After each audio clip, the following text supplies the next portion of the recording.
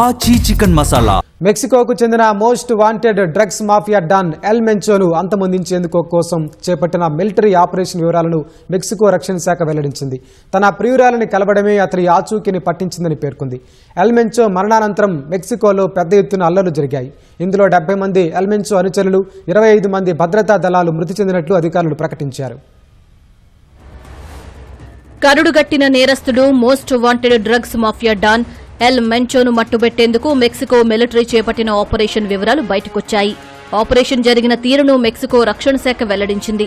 L మెంచో తన ప్రియురాలిని కలుసుకోవడం వల్లే ఆచూకీ తెలిసిందని మెక్సికో రక్షణ మంత్రి రికార్డో ట్రెవిల్లా వెల్లడించారు. అమెరికా ఇంటెలిజెన్స్ సహకారంతో తమ బలగాలు ప్రత్యేక ఆపరేషన్ చేపట్టినట్లు వివరించారు.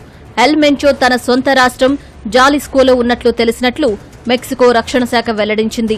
డ్రగ్స్ మాఫియా డాన్ ప్రియురాలికి నమ్మకస్తుడైన అనుచరుడిపై మెక్సికో సైన్యం నిఘా పెట్టింది. ఆ అనుచరుడితో కలిసి ఆమె గత శుక్రవారం తపాల్పాలో డ్రగ్స్ కింగ్ పిన్ ను కలిసింది. ఖచ్చితమైన ఆ లొకేషన్ను అమెరికా నిఘా వర్గాలు తమకు పంపించాయని మెక్సికో రక్షణ శాఖ పేర్కొంది. మరుసటి రోజు ఎల్ మెంచో ప్రియురాలు అక్కడి నుంచి వెళ్లిపోయిన తర్వాత అతడే టార్గెట్ గా ప్రత్యేక దళాలు ఆపరేషన్ ప్రణాళికను ఖరారు చేశాయని తెలిపింది.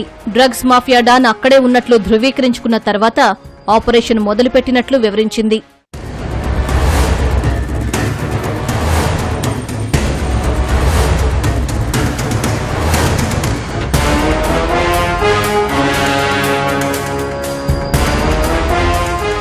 ఎల్ మెంచో ఉన్న ప్రాంతాన్ని చుట్టుముట్టిన సైన్యం నిర్బంధ తనిఖీలు చేపట్టిందని రక్షణ శాఖ వెల్లడించింది.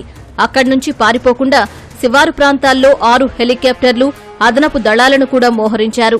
సైన్యాన్ని చూడగానే ఎల్ మెంచో అనుచరులు కాల్పులకు తెగబడ్డంతో ఎదురు కాల్పులు మొదలైనట్లు మెక్సికో రక్షణ శాఖ తెలిపింది.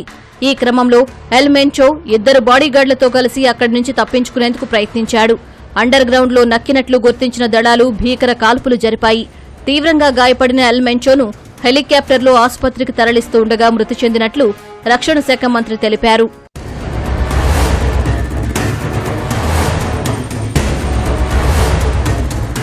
ఎల్ మెంచో మరణంతో మెక్సికోలో పెద్ద ఎత్తున హింస చెలరేగింది.